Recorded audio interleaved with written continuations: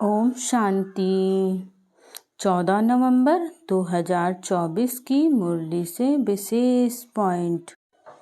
तो पहला पॉइंट है, मीठे बच्चे, इन आँखों से जो कुछ दिखाई देता है इसे देखते हुए भी नहीं देखो, इनसे ममत्व निकाल दो क्योंकि इसे आग लगनी है। अर्थात इस संसार की जो भी मोह माया वाली चीज़ें हैं जो हमें अपनी तरफ अट्रैक्ट करती हैं, आकर्षित करती हैं, उनकी तरफ हमें आकर्षित नहीं होना है।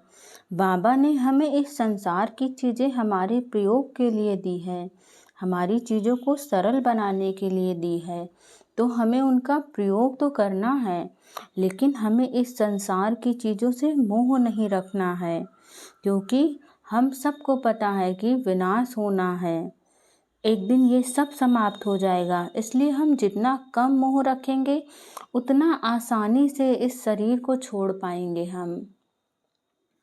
अगला पॉइंट है, माया के धोखे से बचने के लिए किसी भी प्रकार की इच्छा नहीं रखनी है। इच्छा मात्रम अविद्या बनना है।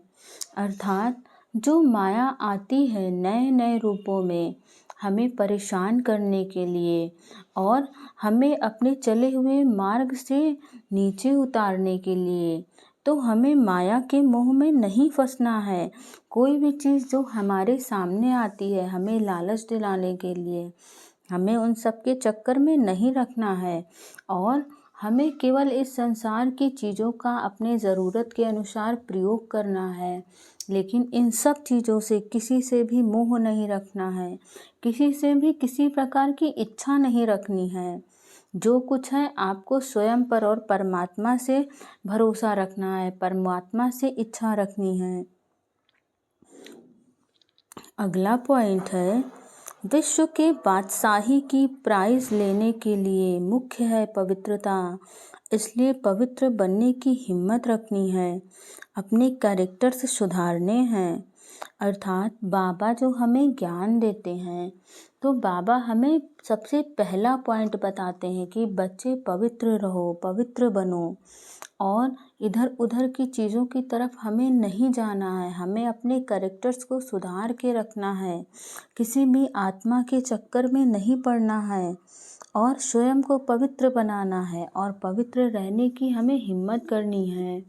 किसी भी माया के, किसी भी मोह के, किसी भी आत्मा के हमें वशीभूत नहीं होना है, क्योंकि हम परमात्मा के बच्चे हैं और परमात्मा के बच्चे माया के बंधनों से मुक्त रहते हैं। तो आपको एक कोशिश तो अपनी तरफ से ज़रूर करनी है और जब आप एक कदम बढ़ाते हो तो दूसरा कदम परमात्मा आपके हिस्से का ज़रूर बढ़ाता है।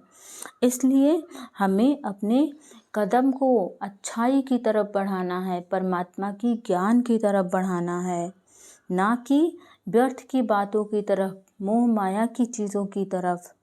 अगला पॉइंट है, सदा याद की छत्र छाया के नीचे मर्यादा की लकीर के अंदर रहने वाले माया जीत भव। अर्थात हमें हर कर्म परमात्मा की याद में आके करना है। आप नहीं जानते कि इस एक लाइन में कितना जादू है, आपके जीवन में ये एक लाइन चमत्कार कर सकती है। आप जो भी काम परमात्मा के ध्यान में मग्न होकर करते हैं, परमात्मा की याद में करते हैं, उसमें आपको सफलता निश्चित मिलती है। लेकिन जब हम अपना मन व्यर्थ की बातों की तरफ लगा देते हैं तो हमारे मन की एकाग्रता खत्म हो जाती है और फिर हमें सफलता मिलनी उस काम में मुश्किल हो जाती है। इसीलिए बाबा हमेशा कहते हैं कि बच्चे याद की छत्र छाया के नीचे रहो और जब हम परमात्मा की याद में रह के कोई भी कार्य करते हैं तो कभी वो काम अगर बिगड़ने वाला होता है, कभी कोई दुख मुसीबत आने वाली भी होती है, तो वो हमसे लाखों दूर रहती है और अगर आ भी जाती है तो यूँ निकल जाती है कि आपको पता भी नहीं चलता है कि ऐसा कुछ हुआ था। और हमें अपनी मर्यादा के अंदर रहना है, हमें कभी अपनी मर्यादा की लकीर नहीं लांघनी है। आपने जब जब देखा कि लोगों ने अपनी मर्यादा की लकीर लांघी तब तब उन्हें एक बड़ा खामियाजा चुकाना पड़ा है। इसलिए हमें अपनी मर्यादा की लकीर नहीं नांगनी है और माया जीत बनना है।